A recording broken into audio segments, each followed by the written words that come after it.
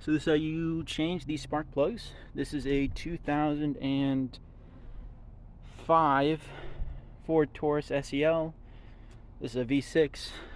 It's a pain in the butt to do spark plugs on this. So I'm gonna make this video showing you how. I'm helping my girlfriend out with this. This is her car. But first off, see if we can get that plug off the wire. Take some muscle there. But as you can see, those are really badly corroded. The top, I'm assuming that's going to be with the rest of them. And I'm just waiting for her to get back with some stuff, and then we'll go ahead and get started. So here's another fun little hack. So a lot of cars come with these little pistons. They help keep the hood up. Odds are yours don't work. And 9 times out of 10, they usually don't work. You just take a pair of vice grips, clip them around them. It's not going to hurt them in any way because they're already broken. And you'd be replacing them anyways. The same ones aren't going to really do anything. And then in order to get them back, you just open them. Filming this last, but I'm going to put this at the front of the video just so that people can see it first. This is how you tell what a good spark plug is. See how it has, see if it's going to focus.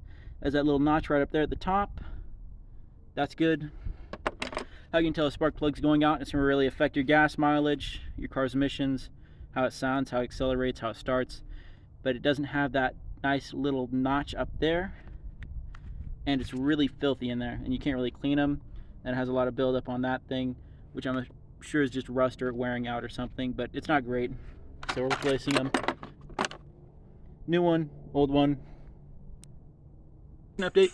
So we are waiting to do this because I don't feel like doing that right now. So we got that one changed, starting on this one. And then just for any reference here, most spark plugs are a 21mm thin well socket.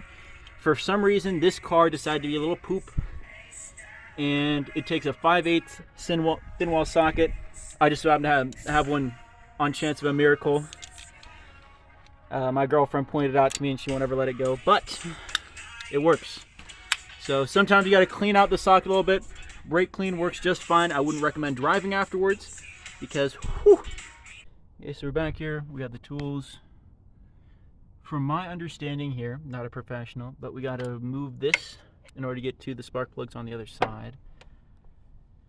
Just trying to figure out how. So update on this, I decided I wasn't going to take the air fuel intake off just because that's a pain in the butt and there'd be gas everywhere. So instead, I'm just reaching back there.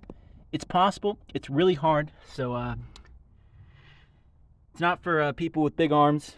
I mean, I have semi-big arms and they're getting scratched and burned, but it's not bad.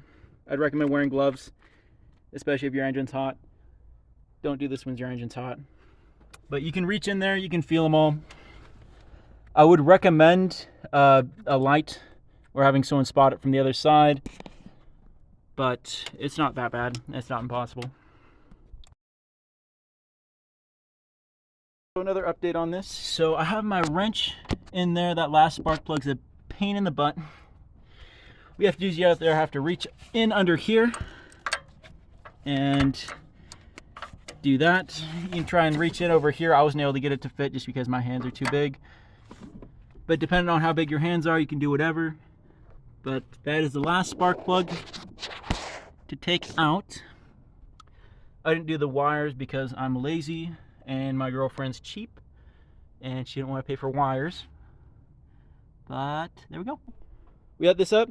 We got it starting right now. Just make sure all the spark plugs work. I definitely recommend doing that before you have any big trips. Boom, all great. There you go.